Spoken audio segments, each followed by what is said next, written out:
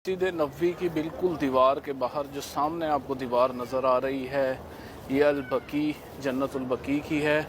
इस गेट पे देखें कि 364 लिखा हुआ है। ये गेट ओपन है, ये सिक्योरिटी भी यहाँ पे बैठी हुई है और इसके बिल्कुल ही सामने ये जन्नतुल बकी की दीवार है।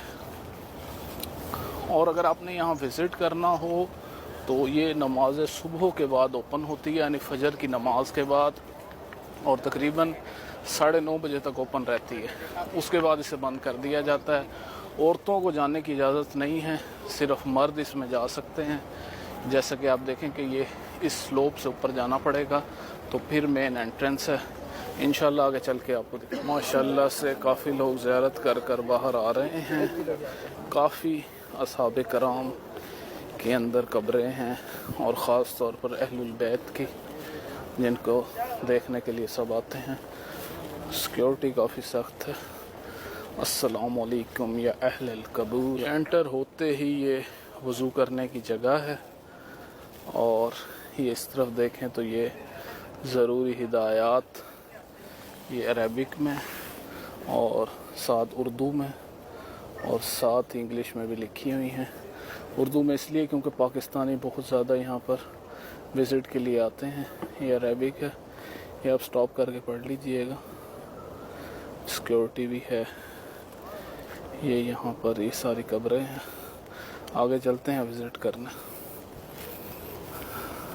अस्सलामु अलैकुम या अहलल कबूर। इस तरफ जाना मना है, ममनू अल वक़ूफ़। ये देखें जी, ये मेरे सामने सैयदा कायनात फ़ातिमातुज़ ज़हरा की कब्र अक़दस है। साथ ही जिगर गोशा रसूल हज़रत इमाम हसन बिन अली बिन अबी तालिब उनकी कब्र है। साथ ही उनके चचा हज़ूर पाक सल्लल्लाहु अलैहि वसल्लम के चचा हज़रत अब्बास की कब्र है। एक दफ़ा दरूद शरीफ पढ़ दीजिए मोहम्मद व आले मोहम्मद पर। अल्लाहुम्मा सल्लि अला मोहम्मद व अला आलि मोहम्मद। तो ये ज़ियारत कर लीजिए जी आप। यहीं पे मैं आपको ये भी बताता चलूँ कि जिस वक्त हज़ूर पाक सल्लल्लाहु अलैहि वसल्लम का आखिरी वक्त आया तो आपने सबको बुलाया। जब वो इस दुनिया से पर्दा फरमाने वाले थे तो जब हज़रत बीबी फ़ातिमा उनके पास आईं तो वो ज़ारो क़तार रोईं। तो आप सल्लल्लाहु अलैहि वसल्लम ने फरमाया कि आप सबसे पहले मेरे पास आएंगी। यही वजह है कि आपके विसाल के 6 महीने बाद हज़रत फ़ातिमातुज़ ज़हरा का विसाल इस जहान फ़ानी से पर्दा फरमा गई।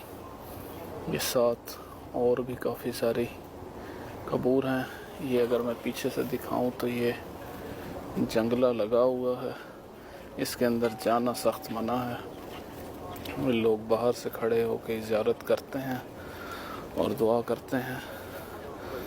आप लोग भी ज़ियारत कर लीजिए।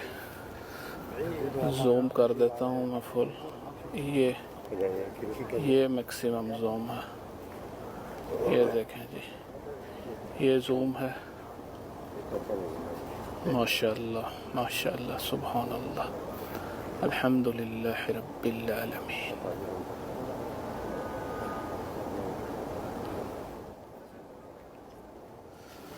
अभी हम जा रहे हैं हज़ूर पाक सल्लल्लाहु अलैहि वसल्लम के बेटे हज़रत इब्राहीम बिन मोहम्मद की कब्र अक़दस की ज़ियारत करने।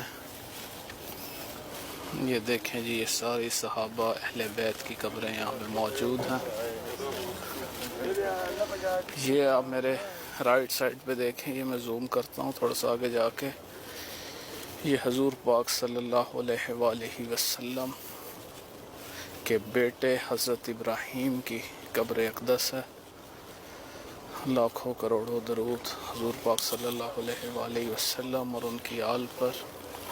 ये जिगर गोशा रसूल हज़रत इब्राहीम बिन मोहम्मद की कब्र अक़दस है। माशाअल्लाह लोग यहाँ पर विज़िट कर रहे हैं। ये अगर मैं आपको दिखाऊं तो ये देखें कि कितना वसी व अरीज़ ये कब्रिस्तान है। जन्नतुल बकी इसका नाम इसलिए है कि इतनी आला हस्तियों की यहाँ पर आराम फरमा रही हैं।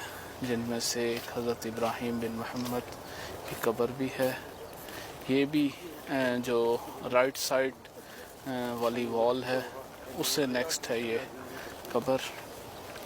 باقی آپ یہ دیکھیے کہ یہ ساری ان میں سے بہت سارے صحابہ یہاں پر مدفن ہیں جن کی شناخت کرنا انتہائی مشکل ہے. فجر کی نماز کے بعد لوگ آتے ہیں یا زیارت کرتے ہیں, فاتح خوانی کرتے ہیں.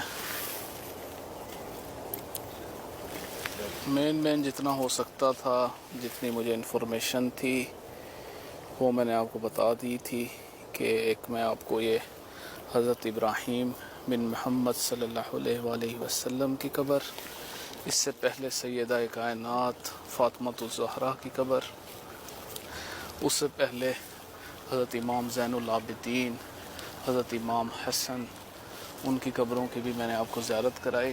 ساتھ مجھے جو لوگ بیٹھے تھے انہوں نے انفارمیشن دی کہ امام جعفر صادق اور امام باقر کی بھی قبر وہیں پر موجود ہے. اللہ تعالیٰ کمی بیشی معاف فرمائے.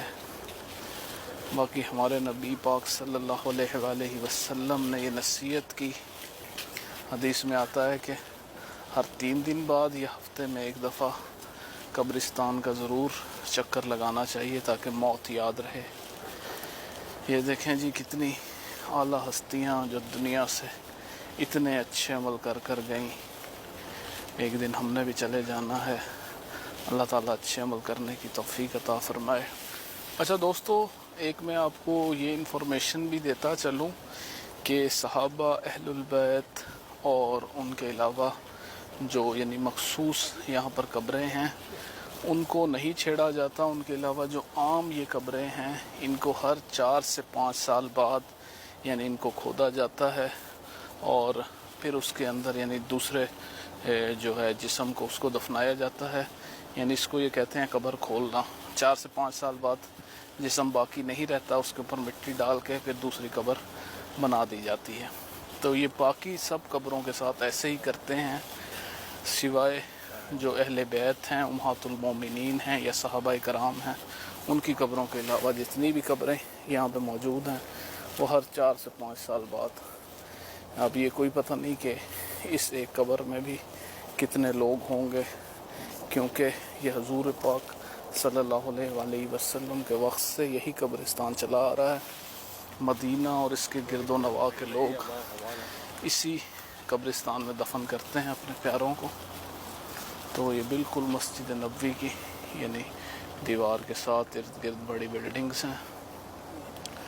لوگ آ رہے ہیں ماشاءاللہ زیارت کرنے. دوستو, قبرستان آنے کا مقصد یہ ہونا چاہیے کہ ہمیں موت کو ضرور یاد کرنا چاہیے. موت برحق ہے. ہر وہ شخص جس نے اس دنیا میں آیا ہے اس نے آخر اس دنیا سے جانا بھی ہے.